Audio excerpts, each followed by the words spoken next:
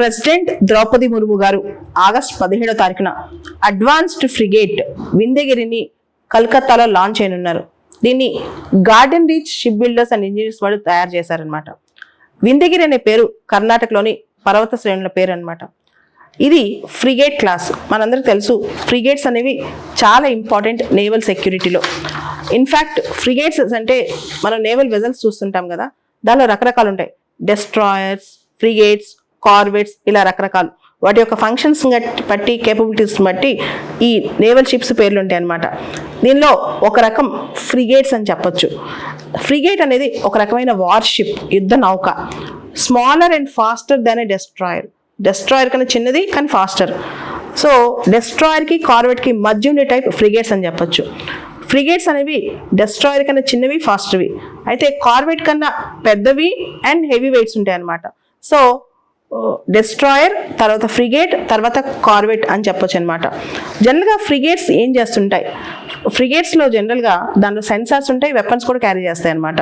So దీనివల్ల పెద్ద షిప్లకి escort duties చేస్తుంటాయి ఫ్రిగేట్స్.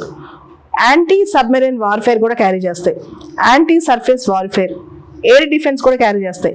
కొన్నిసార్లు ప్యాట్రోలింగ్ కోస్టల్ వాటర్స్ ప్యాట్రోలింగ్, తర్వాత humanitarian assistance and disaster relief. ఎక్కడైనా విపత్తులు, సునామీస్ ఇలాంటివి వచ్చినప్పుడు హ్యూమానిటేరియన్ అసిస్టెన్స్, డిజాస్టర్ రిలీఫ్, రకరకాల విపత్తులు వచ్చినప్పుడు కూడా తయారు చేస్తుంటాయి. తర్వాత ఇంటెలిజెన్స్ అండ్ రీకనైజెన్స్ కూడా, స్టెల్త్ వెహికల్స్ కూడా అంటాం వీటిని. స్టెల్త్ అంటే సీక్రెట్గా ఉండి ఇతరులను అటాక్ చేయటం, ఇంటెలిజెన్స్ని సేకరించడం, ఇవి కూడా చేస్తుంటాయి అనమాట ఫ్రిగేట్స్.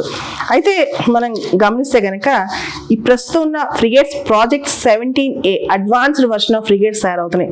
ఈ ప్రాజెక్ట్ 17A అనేది నీలగిరి క్లాస్ అని చెప్పొచ్చు. ఈ నీలగిరి క్లాస్ను మనం చూసినట్టయితే నీలగిరి, ఉదయగిరి, తరగిరి, మహేంద్రగిరి, హిమగిరి, దురగిరి, వింధ్యగిరి అనమాట.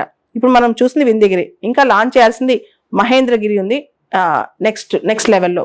ఈ 7 4 బాంబేకి చెందిన మజ్గౌడ, మిగతా 3 కలకత్తాకు చెందిన garden reach ship builders and engineers వాళ్ళు కన్స్ట్రక్ట్ చేస్తున్నారు, దీన్ని డెవలప్ చేస్తున్నారు అనమాట. ఇక్కడ మనం అర్థం చేసుకోవాల్సింది ఏంటంటే ఈ నేవల్ వెజల్స్కి, ఈ పెద్ద పెద్ద నౌకలకు కానీ నేవీ షిప్స్ కానీ పేర్లు ఎలా పెడతారు, ఏ పేరు పెడితే ఆ పేరు ఆటోమేటిక్గా పెట్టారు. దీనికి ఒక ప్రోటోకాల్ ఉంటుంది. మినిస్ట్రీ ఆఫ్ డిఫెన్స్లో ఒక నామన్ క్లేచర్ కమిటీ ఉంటుంది, ఇంటర్నల్ నామన్ క్లేచర్ కమిటీ. అంటే వాటిని నామకరణం చేయడానికి కమిటీ ఉంటుంది. ఆ కమిటీ లిస్ట్ ఆఫ్ నేమ్స్లో సెలెక్ట్ చేసుకుంటూ పెట్టాలి. సో ఒక్కొక్క టైప్ ఆఫ్ షిప్స్కి ఒక్కొక్క రకమైన పేర్లు కూడా వాడతారనమాట. ఉదాహరణకి డెస్ట్రాయర్స్ జనరల్గా పెద్ద పెద్ద సిటీస్ నేమ్స్ కానీ, హిస్టారికల్ ఇండియన్ వారియర్స్ కానీ, పెద్ద పెద్ద రివర్స్ పేర్లు కానీ పెడతారు. ఉదాహరణకి రాజ్పుట్, రంజిత్, రాణా ఇట్లాంటి పేర్లు, గోదావరి, గోమ్తి, గంగా ఇటువంటి పేర్లు, లేదా కల్కత్తా, చెన్నై, కొచ్చి ఇటువంటి పేర్లు, ఇవన్నీ కూడా డెస్ట్రాయర్స్కి పెడతారు.